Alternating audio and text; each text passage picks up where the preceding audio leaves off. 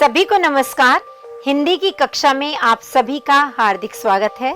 कहते हैं जहां न पहुंचे रवि वहां पहुंचे कवि, यानी कवि की कल्पना हमें वहां तक ले जा सकती है जहां तक आम जन तो सोच भी नहीं सकते।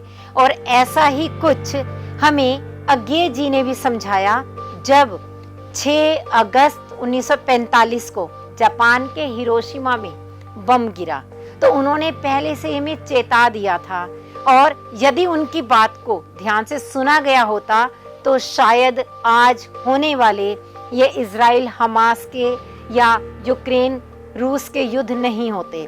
तो चलिए हम आज उस कविता के विषय में जानेंगे, मगर उससे पहले क्यों ना हम कवि के बारे में ही जान लें। तो हम समझते हैं कि इस कविता के कवि सच्चिदानंद हीरानंद वात्स्यायन अज्ञे जी ने हमें क्या बताया है। तो पहले हम अज्ञे जी के विषय में जानते हैं, उनका जीवन परिचय प्राप्त करते हैं। अज्ञे जी का जन्म हुआ था 7 मार्च 1911 को, और इनका जन्म स्थान था कुशीनगर, उत्तर प्रदेश में। इनकी मृत्यु 4 अप्रैल 1987 को हुई, और इनके पिता का नाम था डॉक्टर हीरानंद शास्त्री और माता थी वयंती देवी। बच्चों, आप सोच रहे होंगे कि कितना लंबा नाम है और अज्ञे कुछ अजीब सा लगता है ना। सचमुच यह काफी रोचक उपनाम है। क्यों? क्योंकि जब सच्चिदानंद हीरानंद वात्स्यायन जी स्वतंत्रता आंदोलन की वजह से जेल गए, तो इन्होंने जेल से कुछ रचनाएं लिख करके जैनेन्द्र जी को प्रकाशन के लिए भेजी, और उन्होंने प्रेमचंद जी को भेज दी। प्रेमचंद जी ने उन रचनाओं में से 2 रचनाएं चुन ली प्रकाशन करने के लिए। तो अब एक ऐसा व्यक्ति जो कि जेल में बैठा है, उनके नाम से प्रकाशित करना उचित नहीं लगा, इसीलिए उन्होंने अज्ञे के नाम से छाप दी, और बस तभी से इनका उपनाम अज्ञे प्रसिद्ध हो गया, और ये अज्ञे नाम से ही अपनी रचनाएं लिखने लगे। तो हम देखते हैं कि इनकी शिक्षा कैसे हुई। इनकी प्रारंभिक शिक्षा लखनऊ में घर पर ही हुई थी, और इन्होंने मैट्रिक 1925 में पंजाब विश्वविद्यालय से की। मैट्रिक समझते हैं आप कि 10वीं कक्षा 1925 में पंजाब विश्वविद्यालय से उत्तीर्ण की थी। उसके बाद 1927 में इंटर मद्रास क्रिश्चियन कॉलेज से, और बीएससी 1929 ईस्वी में फॉरमन कॉलेज लाहौर से, और इन्होंने एमए किया अंग्रेजी में लाहौर से। अब यहाँ कुछ विचित्र सा लगता है ना कि एमए अंग्रेजी में मगर रचनाएं हिंदी में। यही तो विशेषता है इस कवि की कि यह बहुमुखी कवि हैं, और बहुमुखी प्रतिभा के स्वामी होने के कारण इन्होंने केवल कविताएं ही नहीं रची, बल्कि अनेक प्रकार की रचनाएं रची, जिनमें आप देख सकते हैं काव्य हैं, कहानियां, उपन्यास और यात्रा साहित्य। इनके काव्य में मुख्य रूप से कौन कौन से हैं आप देख सकते हैं। भगनदूत, चिंता, इत्यलम, हरी घास पर क्षण भर, बावरा अहेरी, आंगन के पार द्वार, सदा नीरा आदि। और कहानियों में विपथगा, जयदोल, ये तेरे प्रतिरूप, छोड़ा हुआ रास्ता, लौटती पगडंडियां आदि। और उपन्यास में बहुत बहुत प्रसिद्ध उपन्यास है इनका शेखर एक जीवनी, नदी के द्वीप और अपने अजनबी। और यात्रा साहित्य में इनके मुख्य रूप से आते हैं अरे यायावर रहेगा याद, एक बूंद सहसा उछली। तो इस प्रकार विभिन्न प्रकार की रचनाएं इन्होंने रची हैं। और अज्ञे जी के साहित्य की जो प्रमुख विशेषताएं हैं, एक नजर हम उन पर भी डालते हैं।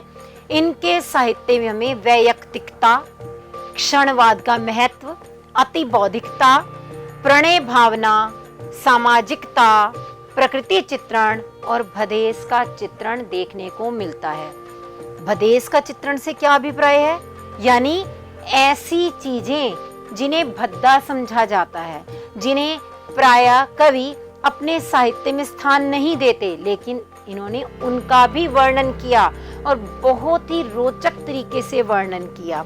और साथ ही साथ इन्होंने अपनी कविताओं, कहानियों और अन्य विधाओं में हिंदी की खड़ी बोली का प्रयोग किया है और इसीलिए इन्हें प्रयोगवादी कवि कहा जाता है। और इनकी भाषा में तत्सम, तद्भव, देशज और विदेशज विभिन्न प्रकार के शब्द देखने को मिलते हैं और इन्होंने रूढ़िगत काव्य परंपराओं का निर्वहन न करते हुए भाषा के क्षेत्र में नवीन प्रयोग किए।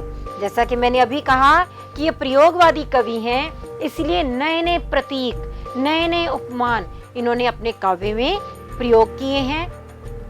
और अब हम बात करते हैं कविता हिरोशिमा की। हिरोशिमा कविता यह आधुनिक सभ्यता की मानवीय विभीषिका का चित्रण करती है। मतलब कि आधुनिकता में हम विकास के नाम पर जो कार्य कर रहे हैं, एक दूसरे से जो हमारी होड़ चल रही है, उसके कुछ ऐसे परिणाम हो रहे हैं जो कि मानवता के लिए बहुत अधिक हानिकारक है और इसी ओर इन्होंने हमारा ध्यान दिलाया है। यह कविता अज्ञेय की सदा नीरा कविता संग्रह में संकलित है। आप देख पा रहे होंगे सदा नीरा काव्य संग्रह है जो, इसमें अनेक कविताएं हैं। उन्हीं कविताओं में एक प्रमुख कविता है हिरोशिमा, जो कि 6 अगस्त 1945 के हिरोशिमा बम के समय लिखी गई। और इस कविता में मुख्य रूप से कवि ने क्या कहा, इसमें मानवीय संवेदना स्थापित करते हुए चेतावनी दी है और साथ ही साथ इस कविता में हमें संदेश मिलता है कि हम विकास क्रम में मानवता को नहीं भूलें एवं हिंसक प्रवृत्ति पर भी नियंत्रण रखें, अन्यथा क्या होगा, मानव कल्याण की जगह विनाश लीला से धरती तिलमिला उठेगी। तो एक प्रकार से चेतावनी दी कि हमें संभल जाना चाहिए और ऐसे कार्यों में नहीं संलिप्त होना जिससे कि मानवता आगे चल करके दुखी हो जाए।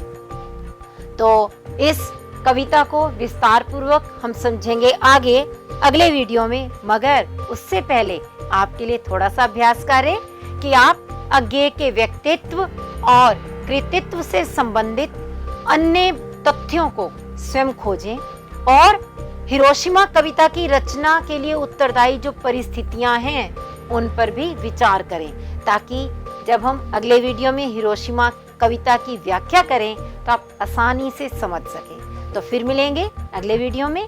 धन्यवाद।